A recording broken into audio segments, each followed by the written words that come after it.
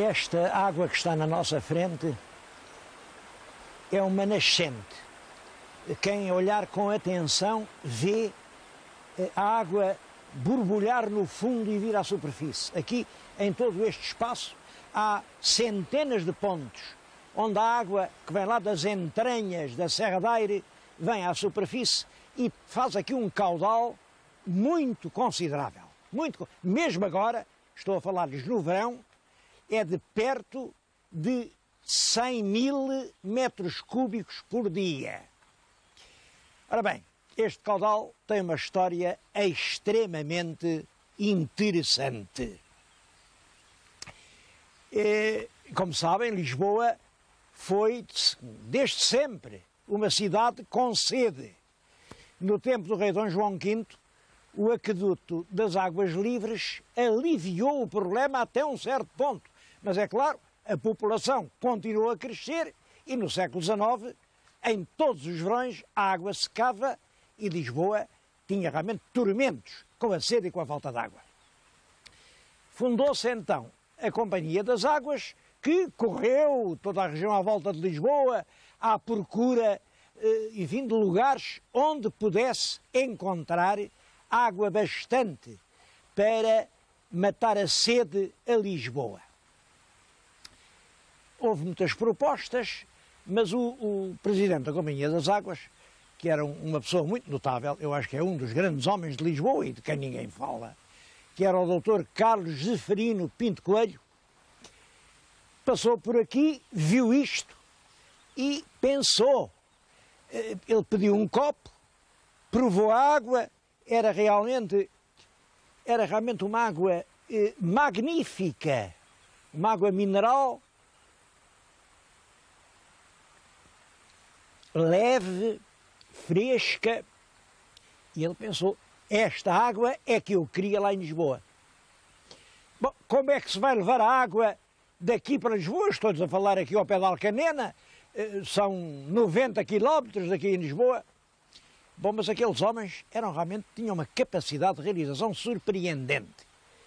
Pois o que ele fez foi o seguinte, falou aqui com os donos da quinta, pediu para comprar um bocadinho, só este, praticamente é este bocadinho onde está a nascente e pouco mais. Pagou por isto uma quantia que foi considerada para a época astronómica. Pagou 50 contos. 50 contos. Bom, a gente hoje ri-se 50 contos, mas a verdade é esta. Aqui o Hospital de Alcanena foi feito mais ou menos pela mesma altura, foi feito com 15 contos. Portanto, 50 contos era uma quantia realmente muito elevada. A família dona da quinta continuou com a quinta, ficou com os 50 contos, achou que tinha feito um grande negócio, ele meteu a água num cano, é uma obra de engenharia extraordinária, porque a água é levada pela simples ação da gravidade daqui, exatamente deste ponto. Se olharem para aquele sítio, há ali um tubo que leva a água até um reservatório, ali há um outro, e está constantemente a escoar a água da nascente para o tubo. Chama-lhe o Canal do Alviela, e vê-se, ora serpenteando pela paisagem. Estão a vê-la agora. Pois bem, vai daqui até Lisboa, a Santa Apolónia, um sítio que se chama, significativamente, Rua do Alviela, porque no fundo é lá que agora vai desaguar o rio Alviela. Podemos dizer que isto não era o rio Alviela, mas era aqui a nascente do Alviela. Esta água ia-se juntar, depois daquele pequeno açude, a uma outra ribeira, e o rio Alviela corria com um caudal magnífico, era um rio com peixe. Bom, simplesmente aconteceu o que não podia deixar de acontecer. Se a água foi para Lisboa, deixou de correr no rio. Era encanada aqui, praticamente toda.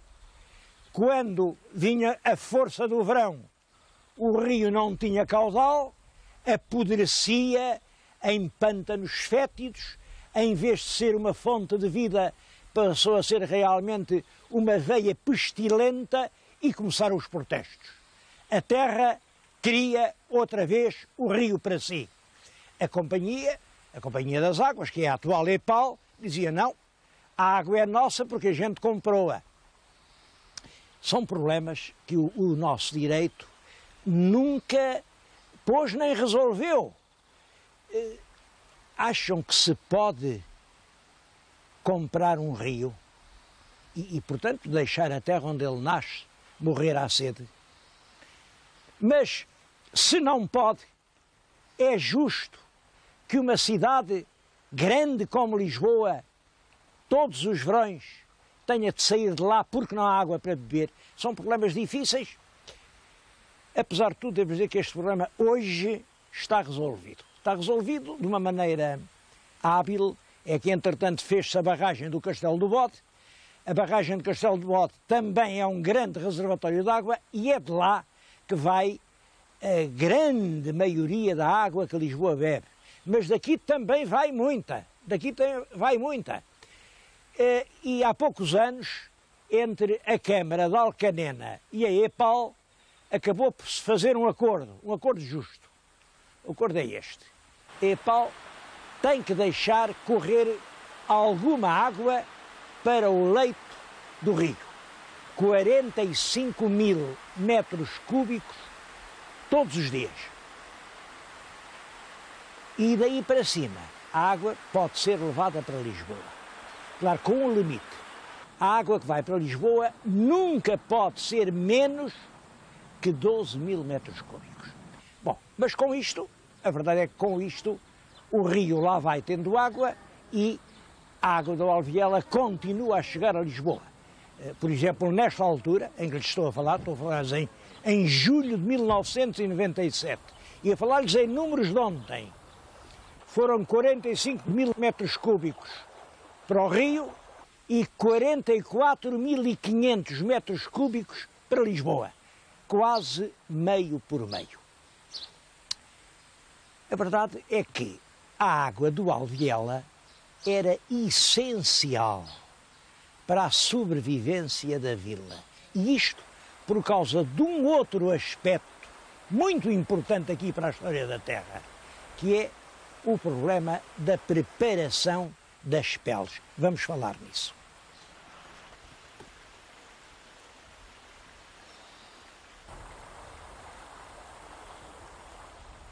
Os cortumes têm hoje uma enorme importância, mesmo no plano nacional.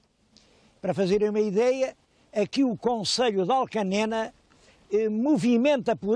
obtém por ano um produto de cerca de 60 milhões de contos. Para fazerem bem uma ideia do que isto é, lembro-lhes que o Concelho tem 15 mil habitantes. Quer dizer que 60 milhões a dividir por 15 mil corresponde uma captação na produção de cerca de 4 mil contos ano. Isto é do mais alto que há no nosso país. Bom, mas como é que isto começou? Bom, aí é mais difícil responder. Ao certo, vem ali aquela lápide, aquele brasão naquela fachada velha. Aquela foi a primeira fábrica com privilégio real. A Rainha Dona Maria I concedeu a um curtidor privilégios para, aqui na região, fazer a preparação de peles. E isso aconteceu em 1792. Uma data curiosa, em 1792, estava em França, na sua maior força, a arder a Revolução Francesa, e aqui esboçavam-se com timidez as primeiras tentativas de industrialização. Porque aquela fábrica está muito longe de ser a primeira. Representa uma modernização, uma exploração em termos modernos de uma fabricação que era aqui já muito antiga. Muito antiga e vinha desde quando? Isso não há documento nenhum, tudo o que se diga são adivinhações, Há quem diga, bom, isto teve no tempo dos árabes muita ocupação. A própria palavra alcanena, como sabem, com este tal indica uma proveniência árabe, e os árabes eram peritos no tratamento dos cabedais e dos couros, pois ao cabedal, uma espécie de cabedal, chamava-se o cordovão, Córdoba. É uma hipótese, é uma hipótese.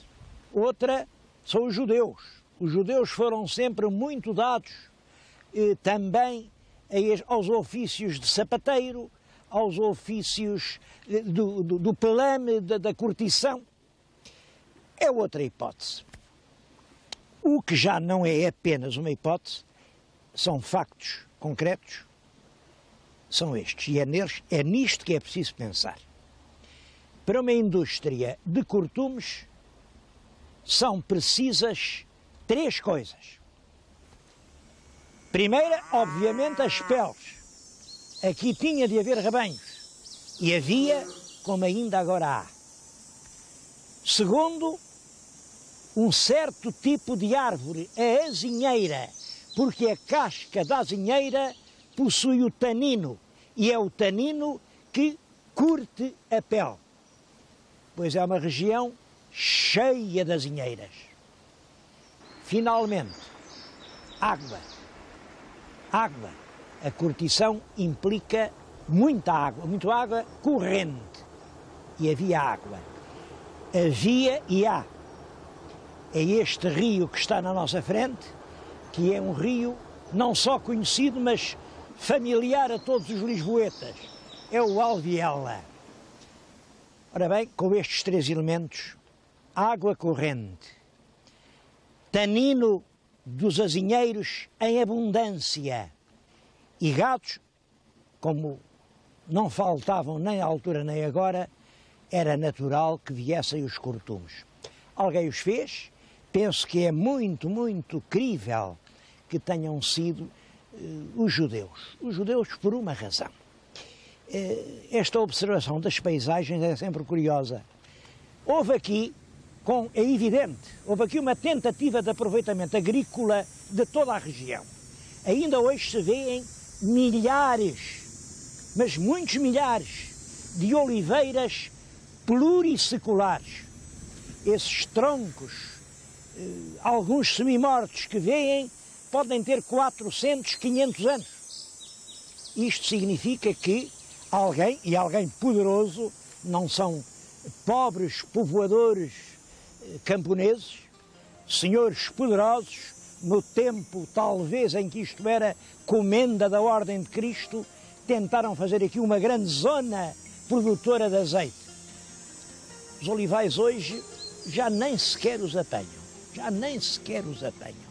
E em compensação transformou-se numa extraordinária região industrial. Há 120 fábricas de cortumes, empregam 5.000 pessoas. Bom, e 5.000 pessoas aqui é importante, eu já lhes disse que a população do concelho são 15.000. Empregam e empregam bem, porque isso não é subemprego. Aqui, felizmente, não há desemprego, não há miséria, nem sequer há assim um nível muito baixo de vida.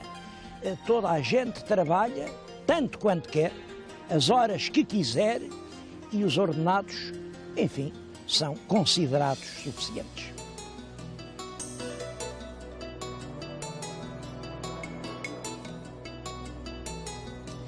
Bom, as peles, como calculam, destinam-se principalmente ao calçado. Claro que também, além do calçado, claro que há o mobiliário, há os estofos dos meipos, há as malas. Havia antigamente os arreios dos animais, isso era até uma das principais razões de ser da indústria dos cortumes, mas o calçado leva à grande maioria. Ora, como sabem, esta coisa de andar calçado e de ter em casa muitos pares de sapatos, isso não é antigo. Antigamente muita gente andava descalça. Eu lembro-me perfeitamente de sair a portaria governamental que proibia que se andasse descalço. E foi em 1938, andava eu no liceu. Ora bem, era proibido andar descalço, porquê? Porque os estrangeiros, começavam então a vir os primeiros visitantes estrangeiros, já achavam que andar descalço era um sinal de subdesenvolvimento. E a gente, para não parecer subdesenvolvido, mandou calçar toda a gente.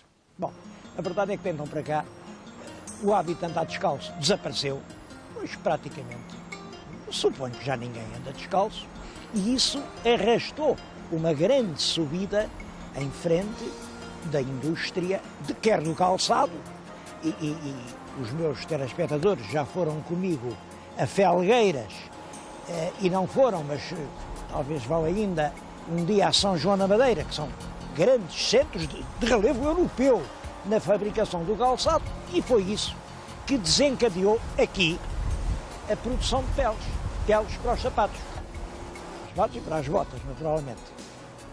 E entre 1940 e 1970, isto dá um salto enorme em frente, passaram a fabricar-se milhares e milhares de peças, o Rio não aguentou essa carga enorme e deu-se isto. Eu estou agora junto do Alviela poluído. Veem, é preto. Claro, dizem, bom, mas isto já passou por uma etar, isto já não tem venenos. Pois é, mas isto que era outrora um pequeno paraíso.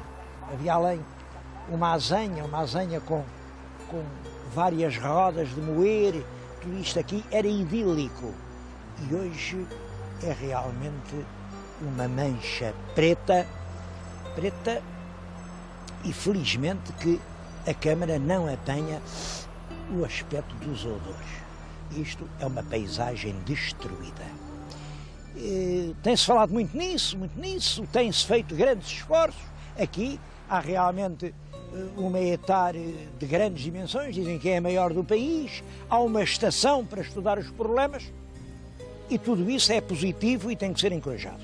Agora, ainda não está bem. O que estão a ver é aquela água que vimos nos olhos d'água a pouco mais de uma légua daqui. Vejam como em tão pouco espaço foi possível conspurcar tanto os olhos d'água.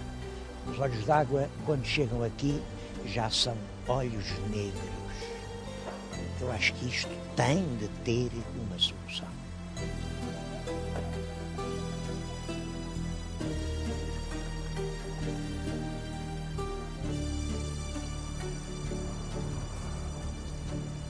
Alcanena foi sempre uma terra de povo. Em toda a vila não existe, nem nunca existiu, uma única casa brazonada. Aqui era puro povo, e como é natural, o povo era republicano. Em 1910 ajudaram realmente à implantação da República. E os republicanos fizeram uma promessa. Logo que haja República, vocês passam a vila e a ter um conselho próprio. Bom, mas são as tais promessas. Veio a República e não fizeram o conselho. Porque, é claro, havia muitos interesses. Aquela gente de Santarém ficava lá sem umas freguesias. Houve discussões medonhas no Parlamento. Os habitantes do Malhou foram a Lisboa, protestaram.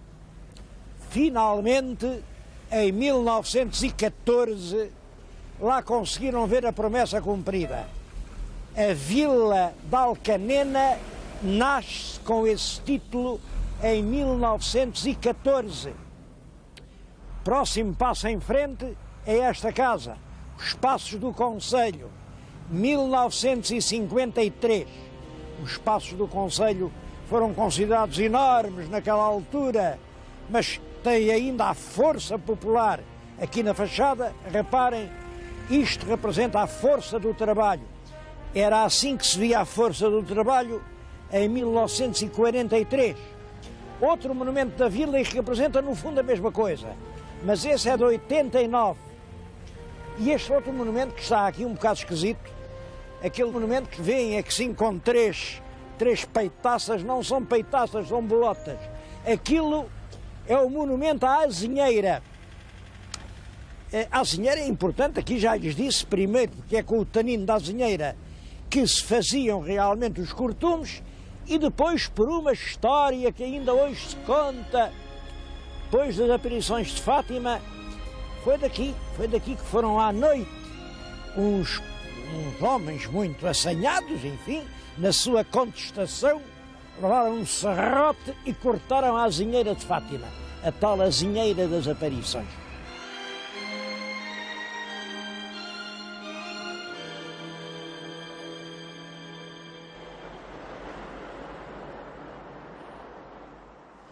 Outra história a não deixar esquecer é esta.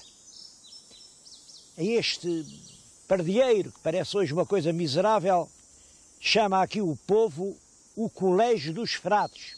A história foi esta, quando em 1834 foram encerrados todos os conventos de frades, muitos dos quais depois ficaram a cair em ruínas, que se podem hoje ver um pouco ainda por todo o país. Os frades ficaram sem emprego e fugiram, andaram por aí. Houve dois, era o Frei José da Conceição e o Frei Manuel, que eram daqui da região, vieram aqui para a serra, estiveram escondidos em covas até ver no que as coisas ficavam, mas finalmente vieram para aqui, para esta casa, abriram um colégio onde ensinavam gramática latina, lógica, francês, teologia dogmática, direito canónico, história eclesiástica, e durante dezenas e dezenas de anos. Este lugar foi um centro de ensino superior. Hoje diz toda esta gente com respeito, formaram-se aqui muitos doutores, É verdade que daqui saiu muita gente com uma formação de base que lhe permitiu depois, nas universidades, completar os seus estudos. É uma pena se deixam cair isto.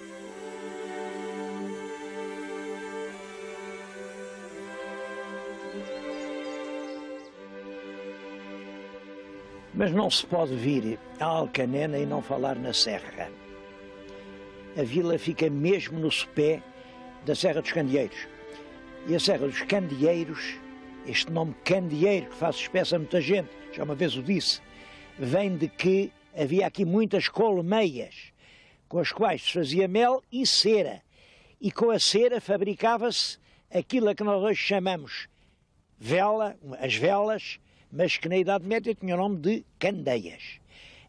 Havia aqui naturalmente homens que vendiam candeias, era a forma normal de iluminação. Daí Serra dos Candeeiros. Tanto na Serra dos Candeeiros como na Serra da Eira, os motivos de atração são enormes e os lisboetas não os conhecem muito.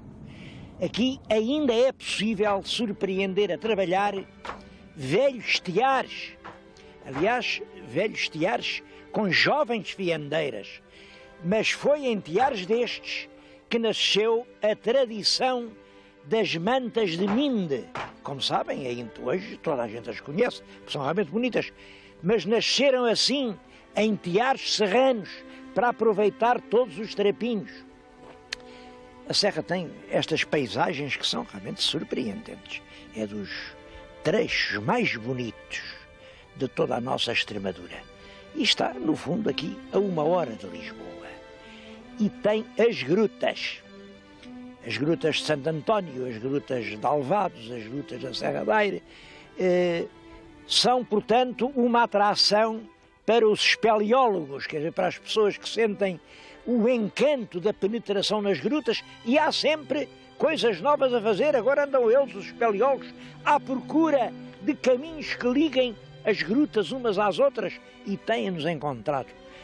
É um espaço de natureza e de aventura surpreendente, podem crer.